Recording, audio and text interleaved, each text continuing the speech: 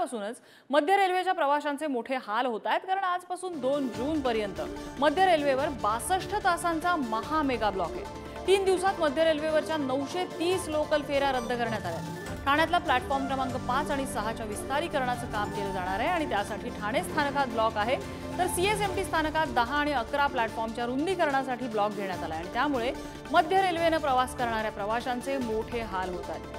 दुसरीकडे लोकलवरचा खोळंबा टाळण्यासाठी नागरिक खासगी वाहनांचा अधिक वापर करतायत आणि त्यामुळे रस्त्यावर वाहनांची कोंडी सुद्धा दिसून येते। आणि आज रात्रीपासून मध्य रेल्वे मार्गावरती 36 तासांचा मेगा ब्लॉक आहे। नेमका मध्य रेल्वेवर याचा काय परिणाम होईल आणि प्रवाशांसमोर काय पर्याय आहेत बघूया। मध्य रेल्वेवर 36 तासांचा मेगा ब्लॉक शुक्रवारी रात्री 12:30 पासून ते रविवारी दुपारी 12:30 पर्यंत। सीएसएमटी मधील फलाटांची उंची वाढवण्यासाठी ब्लॉक। सीएसएमटी ते भायखळा अप डाऊन मार्गावरील वाहतूक बंद। सीएसएमटी ते वडाळा रोड अप डाऊन मार्गावरील वाहतूक बंद। अनेक लोकल भायखळ्याऐवजी दादर ते परळपर्यंतच धावणार। जवळपास 930 लोकल रद्द, काही लोकल अंशतः रद्द। ठाणे स्टेशनवरही फलाटांच्या रुंदीकरणाचं काम सुरू।